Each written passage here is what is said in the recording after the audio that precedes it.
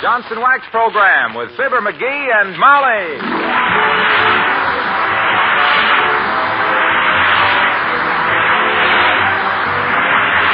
The makers of Johnson's Wax products for home and industry present Fibber McGee and Molly, written by Don Quinn and Phil Leslie, with music by the King's Men and Billy Mills Orchestra.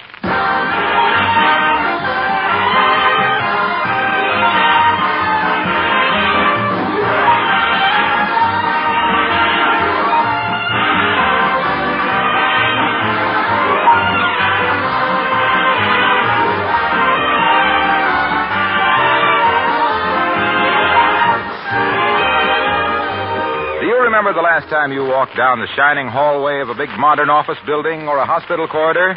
Did you stop to wonder how the floors in schools, hospitals, and public buildings are protected against the thousands of feet that tramp across them? How they're kept beautiful in spite of all that traffic? Well, if you were to look into the janitor's supply room in these buildings, you'd find Johnson's Wax polishes in a great many of them. Yes, those famous Johnson's Wax products are used in the maintenance of millions of square feet of such floors from coast to coast. Careful tests have proved the wax method to be best for beauty, best for economy, and labor saving. And in these fields, too, polishes that bear the Johnson label are given top ratings. If you have anything to do with the problem of maintaining the floors in schools, hospitals, churches, office, and public buildings, it will pay you to write to S.C. Johnson, Racine, Wisconsin, or Brantford, Canada, for full details.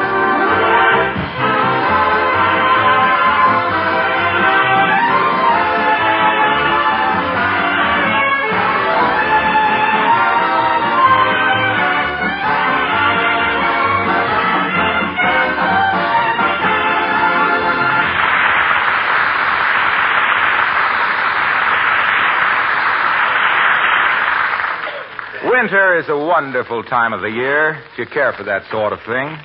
Some people like to stay home by the fire. Others like to go out and skate for hours on end. They don't even care which end. And here at 79 Wistful Vista are two of our favorite winter sports, Fibber McGee and Molly.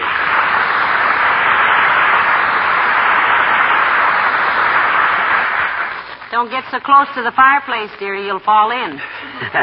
Think I ought to put on another log on? No, I don't. You've got it so hot in here now, the doorknobs are turning brown. Yeah. Maybe it is a little warm at that. I'll open the window a second. Get a load of that ooze on. Put that window down, please. Oh, boy, that air is wonderful out there. Well, leave it out there. Don't bring it in here. This is the kind of a night for a long walk, you know it? I'd like to get into my mucklucks, wrap a muffler around my neck, and hike out to Dugan's Lake and back. Well, include me, as the saying goes out. I'm very happy right here, with my glass of root beer, my new murder mystery, and my pan full of popcorn, if you'll pardon the vulgar expression.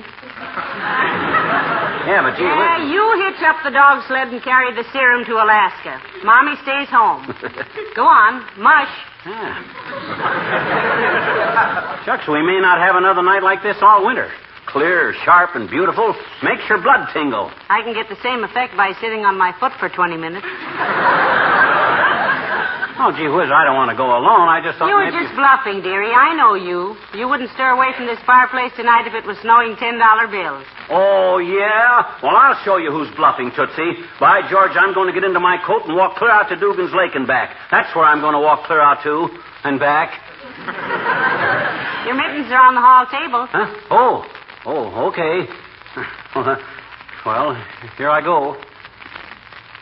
I'm going now. Hello, Mrs. McGee, Mr. McGee. Oh, hi, Alice. Hello, Alice, dear. Creepers, you both look comfortable and happy sitting by this wonderful fire. Well, himself here thinks it's very exhilarating weather, Alice.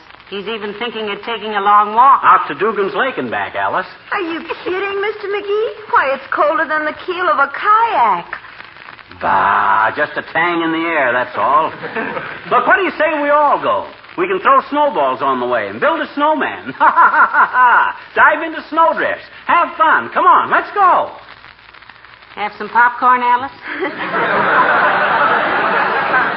Yes, thank you. What are you reading, Mrs. McGee? Oh, it's a new crime club book, Alice. The Man Who Asked Why. Oh. Oh, it's wonderful. I've read page 39 4 times, thanks to my little lover of the great outdoors here. Okay, sissies, okay, I'll go alone then. You two panty waists can stay here and make like a couple of hothouse petunias. Oh, well, I couldn't go anyway, Mr. McGee. Bud's calling for me in half an hour. We're going to a movie. Oh, who's Bud, dear? Bud is the floor walker in my department at the Bonton who always wears a carnation in his buttonhole's cousin. I see.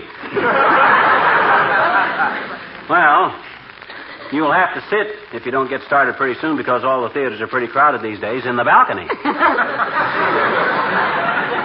You and Bud will be perfectly welcome to stay here by the fire, Alice. There's plenty more popcorn and apples and marshmallows. Oh, gee, thanks, Mrs. McGee. Maybe I will ask Bud to stay here this evening. We could sit by the fire and...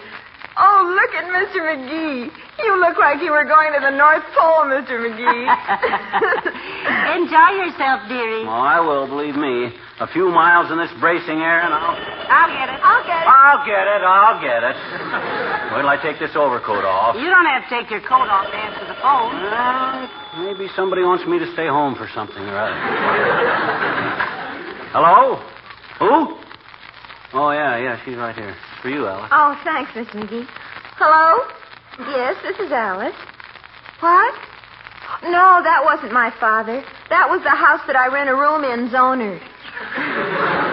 Yes. Well, look, Bud, how about if we stay right here tonight? The fireplace is... What? Fine. Goodbye, Bud. He says I talked him into it. Well, get going, McGee. Here's your coat and mittens. Huh? Oh, well, okay. Well, so long. Goodbye. Goodbye.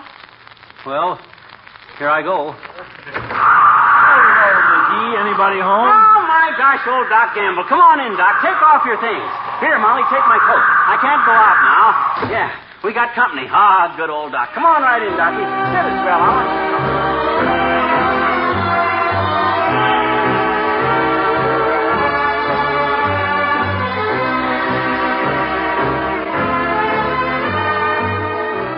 Well, this has all been very nice, but I don't want to upset any of your plans. I see little Bucklewart here is all dressed up to go out. Ah, forget it, Doc. Stick around. I'm just going out for a little stroll is all. Nothing important. A little stroll? In this blizzard? Why, your ears would drop off before you got to the corner. Not that wouldn't be a facial improvement. Yeah? He says he's going to walk out to Dugan's Lake and back, Doctor. Creepers, that's quite a hike. I rode out there once on the back of a fellow I knew at the airplane plant named Ozzie Simpson's motorcycle. And was it ever rugged? Oh, you said it. Oh, sure. You're all making a lot of fuss about a little walk in the crisp winter air. I like winter walking. I feel marvelous with the wind in my face, head up, chest out, swinging my arms, with the frosty stars twinkling down. Oh, stop it, you little double-malted extrovert. Well, you hate winter weather as much as I do. Any time I deliberately walk into a gale, it'll be Gale Patrick. Where are you going, Alice? Oh, I've got to go up and fix my hair, Doctor. My boyfriend is coming over. Have a nice walk, Mr. McGee. Thanks, kid, I will. Take off your things, boys, and relax. I guess McGee's in for the night. Why, of course he is. Tain't a fit night out for man nor beast. Not that McGee could be classified as either one.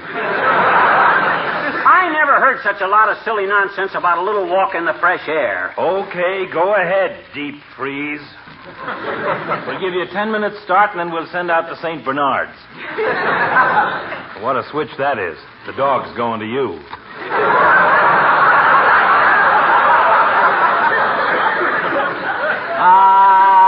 I can take it. I got Indian blood in me. I'm 1/16th Potawatomi. You know, I think he really is, Doctor. Betcha. At least he dances much better alone than he does with me.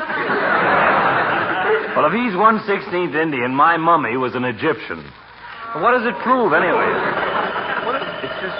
That's for me. How do you know, Doctor? Anytime the weather gets below zero and I'm chatting comfortably in a warm home with friends and the phone rings, it's for me. Somebody's child has just swallowed a toy soldier, and I've got to go and demobilize him. Well, what'd you expect? Did you take up medicine so he could sit in your big fat office all the... I'll get it. 79 Wistful Vista, Molly McGee speaking. Who? Yes, he's right here. For you, Doctor. It is? Thank you. Gamble speaking. Yes. Well, yes, the bishop. Great Scott. Don't move him till I get there. Yes, I'll hurry. Hand me my coat and hat, McGee, quick. See you later, folks. Oh, my gosh, something serious, Doctor? Yes, when I left the hospital, I was in the middle of a chess game with one of the interns, and if he moves that bishop, I'm checkmated. Good night. Hold out there. Well, better put your hat and coat away, dearie. I knew you wouldn't really go for a walk tonight. No, you did you? You think that big fat pill pusher talked me out of it, did you? No, sir. He just got my back up. That's just what he got up. Hand me my mittens again. Here. Hey, wait a minute.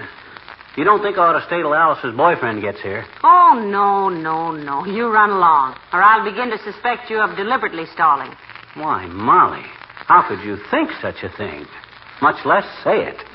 Why, I've been just waiting for a night like this, with the lacy branches of the trees glittering with ice, Oh, my. with the clean, fresh air blowing through these mittens. Have got a hole in them, did you know it? I'll mend them when you get back, sweetheart. Have a nice walk. Huh? Oh, I sure will. Well, so long. Hello there. Anybody home? Oh, well, hi, Junior. Come on in. Hey, Molly, here's Wilcox. Hold out there. Yeah. Say, I don't want to break up anything, Mac, if you were going out. Hello, Molly. Hello, Mr. Wilcox. Take off your coat and sit over here by the fire. You're not interfering with a thing, Junior. Mighty glad to see you. I was merely going out for a little walk. Out to Dugan's Lake and back. Dugan's Lake? Why, there are 10-foot snowdrifts between here and Dugan's Lake. They wouldn't find your body till spring.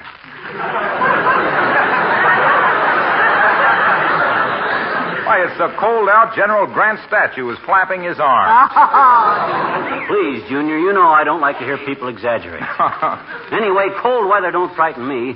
I was a fur trapper up north of Winnipeg for several years, you know that. And that's where they make the weather. I'll never forget one time. Here, let's take our coats off and be comfortable, Junior, huh? Okay. Yeah, that's it. I'll never forget the time I was running my trap line and I smacked into a blizzard 32 miles from my cabin. Gee, was it cold? Was it cold? Junior, it was so cold the teeth in my pocket comb were chattering. The smoke from my campfire froze solid before it got 5 feet in the air. Just kind of congealed and fell over on the ground. And that's what saved my life. Tell us about it, McGee, as if anybody could stop you. Well, sir, quick's a flash. I piled peat on the campfire. Peat. That's a kind of an inflammable turf, isn't it? Yeah, but I was referring to Pete Umguk, an Eskimo that was working with me that season. I threw Pete on the fire because he was wearing a sheepskin coat that would make a big smoke, you see. Well, sir, fast as the smoke froze and fell down, I'd grab it and start piling it up. You ever handle any frozen smoke? No, but we've heard a lot of hot air that was pretty solid.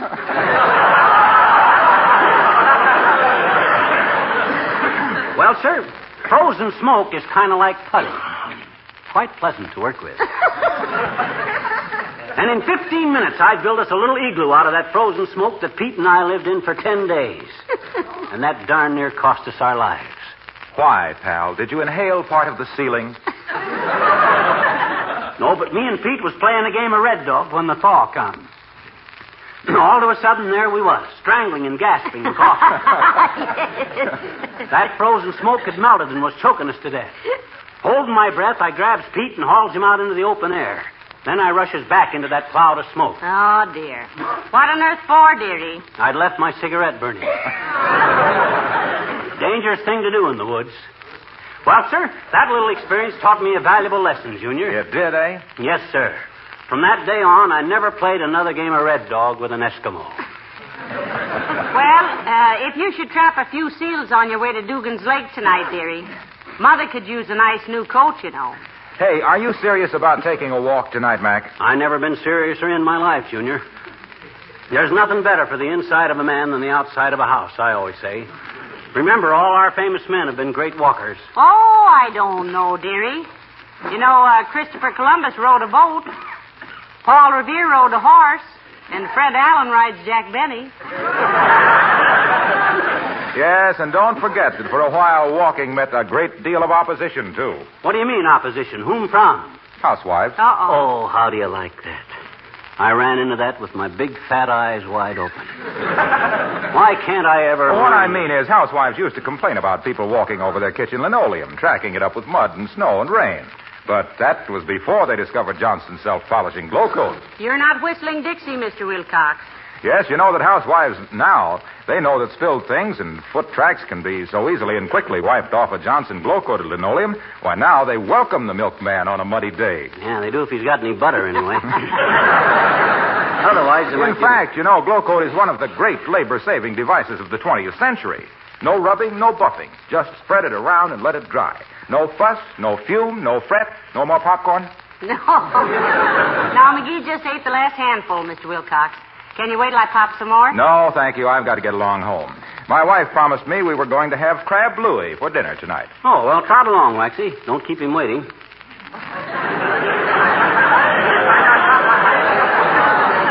Keep who waiting? This crab Louie, whoever he is. Oh, okay, pal. Good night, Molly. Good night, Mr. Wilcox. Oh, it's cold out there. And now for your information, dearie. Crab Louie is a kind of a salad. How do you know? You ever meet him? Not a him, it's a dish. Made of crab meat. Oh, I see. Did he invent it? Who? This guy, Louie. Louie who? Well, search me. I never met him. He's a friend of Wilcox's. Well, we'll ask them to bring him over some night. Sure. What do we care if he's a crab? We'll jolly him up a bit. Well, I suppose I better be making some more popcorn. No, dearie, I'll make the popcorn. You go on and take your walk. That is, if you weren't just kidding about it all this time. What do you mean, kidding? When I say I'm going to do something, I'm going to do it. Come anything or high water. Where's my overshoes? Ah, here they are. Are you really going, McGee? You betcha. And save a little popcorn for me. I won't be gone more than 3 or 4 hours. Nothing like a brisk hike in the winter air to give a guy an appetite. Well, so long now. Goodbye, Pet. Thank you, Mr. McGee. I was just about to ring the doorbell. Oh, well, look who's here. Hi, Carsey. I'm glad to see you. Come in. Hey, Molly, look who's here. It's it's Mrs. Carstairs. Do come in, Mrs. Carstairs. Shut that door, McGee, from either side. Carsey, you'll never know how glad I am to see you. Shake hands and pardon my mittens. Thank you, Mr. McGee. Goodness, that fire feels good, Mrs. McGee. If I may quote my husband, I'm colder than a well-digger's memories. But am I detaining you, Mr. McGee? I see you're dressed to go out. Oh, no, nothing important, Carsey. Just going out for a little stroll. Yes, out to Dugan's Lake and back. Really? At 12 below zero? If you have a grudge against your insurance company, Mr. McGee, wouldn't it be simpler just to stand up in the bathtub and stick your wet finger into a light socket? I guess you underestimate me as an outdoors man, Carsey. Did you know I was a fur trapper for several years up in the Saskatchewan country? Oh, dear. I'll never forget. One day I got caught in a terrific blizzard 32 miles from my cabin. Good heavens, Mr. McGee. Was it cold? Was it cold? My cow gave ice cream for 2 weeks. Amazing. Yes, it seems an utter impossibility. Anyway, Carsey, here I was, caught in this terrific blizzard. Even the smoke from my campfire froze before it got 5 feet into the air. Just kind of congealed and fell to the ground. And that's what saved my life. Because quick's a flash, I piled peat on the fire, and when I got him going good...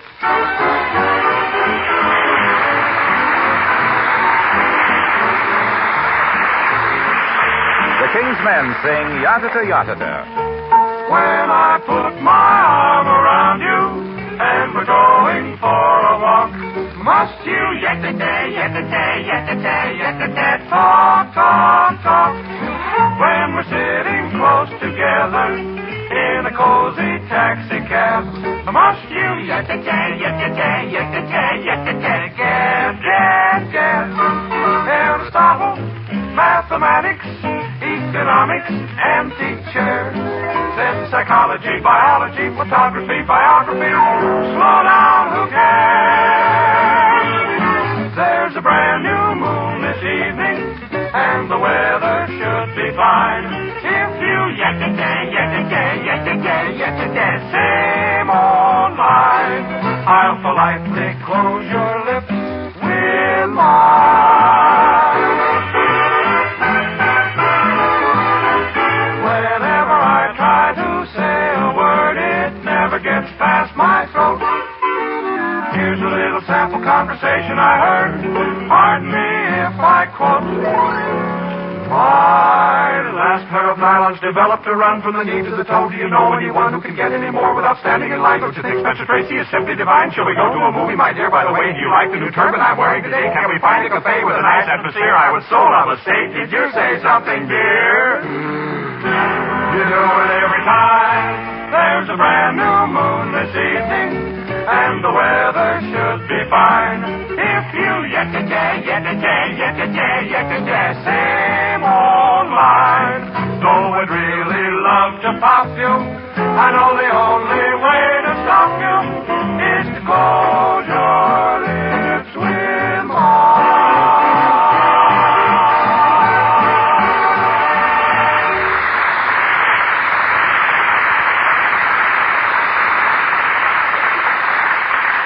Yes, sir. And that little experience taught me a valuable lesson, Carsty. Did it indeed, Mr. McGee? Yes, sir. From that day on, I never played Red Dog with an Eskimo. Wasn't that an interesting experience, Mrs. Carstairs? It really was, my dear. And while it might seem incredible to some, I happen to know it's true. You do? Yes. You see, Mr. Carstairs and I were motoring through Maine one winter en route to our hunting lodge. Oh. My husband goes up there every year to shoot moose. And what happened, Mrs. Carstairs? We had a blowout just as we encountered a blizzard. But my husband leaped out of the car, lit a cigar, and started blowing smoke rings, which froze almost instantly, of course. Oh, well, Nat. Finally, he blew one the exact size of our tires, mounted it on the rim, and we reached our hunting lodge in the nick of time.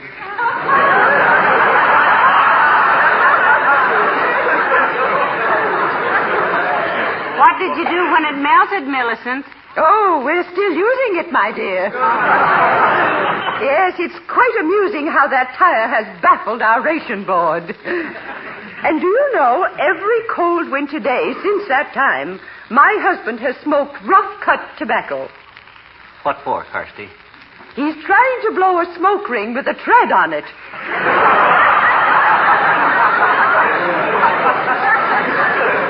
Well, this has all been very entertaining, but I simply must go. Good evening. Good night, Mrs. Carstairs. Good night, Millicent. Did you ever hear such a line of malarkey in all your born days? Who does she think she's kidding with that smoke ring stuff? Frozen smoke rings. Why, that's impossible. You know how some people exaggerate, dearie. Yeah. And you better get out of that overcoat. It's too late to go for a walk now. Too late for who? I ain't afraid of the dark. I said I was going to walk to Dugan's Lake and back, and by George, I'm going to do it. And right now, too. Where's my mittens? Oh, here they are. Well, so long. Bless his brave little heart. He hates walking like a jockey and snow like the Miami Chamber of Commerce. But he'll trudge out to Dugan's Lake like a little man. Hey, Molly, look who I found coming up our front walk. Old civic virtue himself. Come on in, Latrivia. Old man, come on in. Quit shoving me, McGee. Good evening, Mr. Mayor. Good evening, Mrs. McGee, though it certainly is a bit of cold one. Yeah, it's cold, but it's stimulating, boy. I don't suppose you'd have a small glass of something My goodness, what's the matter with me? McGee, get his honor a nice cold glass of root beer. Why, sure. I'll... No. Thank you, anyway.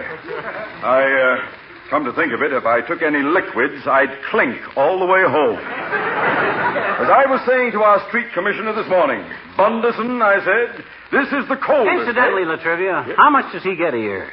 Who, the street commissioner? Yeah. Well, you're a taxpayer, so I suppose you're entitled to the information. His salary is $7,500 per annum. How much is that a year? Per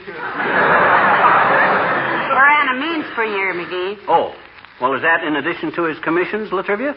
What commissions? Any commissions. He's a commissioner, isn't he? Yes, but he doesn't work on commission. He gets a straight salary. Well, then why do they call him a commissioner? Because he belongs to the street commission, you idiot. Oh, he belongs to the commission, but the commissions don't belong to him, huh? Is that your idea of fair play, Latrivia? Guy works all year long earning commissions, and the city says no. You take your straight salary and like it. By George, I'm going to start an investigation, Latrivia, that'll start... You go right ahead, McGee. I've been investigated by bigger dunderheads than you in my day, and if I... Now, there's no use flying into a rage, Mr. Mayor. Oh. I assure you the investigation will be fair and impartial. Certainly. All we want is a square deal for our public servants. Of course, but Man then... earns a commission, he's entitled to get a commission. But he doesn't... Plus his salary. But he's not entitled to a commonary. As a member of the Common Council. What I mean to say is that the street... He's a... We all in the... that is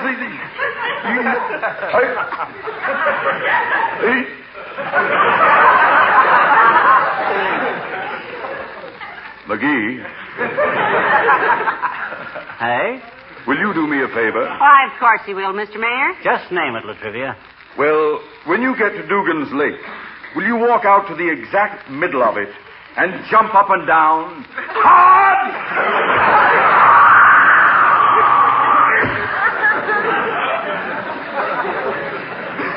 Now, there goes a very thoughtless guy.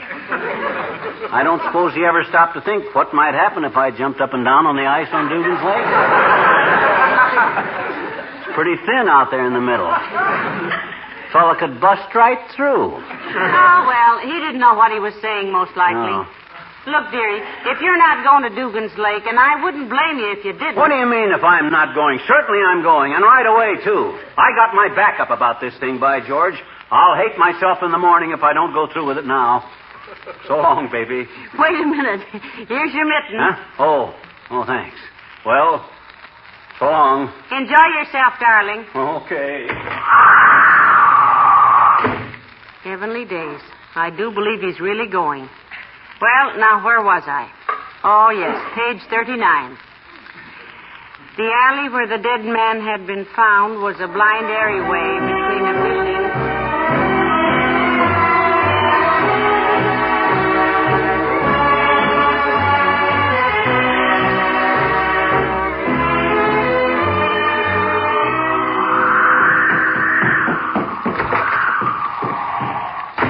Molly, I'm home, safe and sound. What time is it? Oh, hello, dearie. It's just 10:30. You've only been gone 3 hours. Did you enjoy your walk? Oh, it was marvelous. I'm pretty tired, but it was worth it. Did you ever see the moonlight on Lake Dugan in wintertime? Oh. I'm telling you, it's a spectacle. The stillness, the blue shadows of the trees on the dunes, the swoop of a night owl over the drifted snow. Ah, by George, Molly, it's an experience that I'll never forget. I'll get it, McGee. You must be completely worn out. Sit down and rest, sweet. 79 Wistful Vista, Molly McGee speaking. Yes? Who? Oh, he did? Oh, well, thank you very much, I'm sure. Goodbye.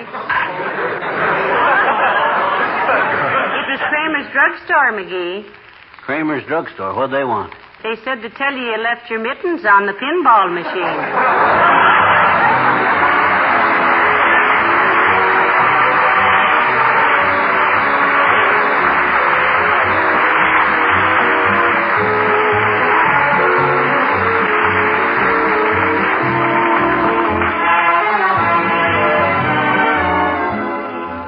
Ladies and gentlemen, one of America's favorite comedians comes back to the NBC airwaves tonight.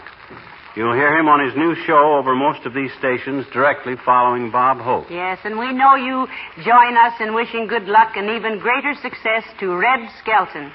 Red has spent 2 years in the Army, folks, doing a grand job of entertaining our men here on the high seas and in Europe. Red is one of the fortunate GIs who has an assured future. But there are thousands and thousands of men who will for many years be dependent on you and us for hospital care, for rehabilitation and return to civil life. And there's a debt of honor we owe the families of those who lost their lives in our service. The only way we can really pay these obligations is by our purchases of victory bonds. A profitable security for you and a much-needed loan to our country. Remember, it's strictly GI, government issue, a grand investment, and gratitude implied. Good night. Good night, all.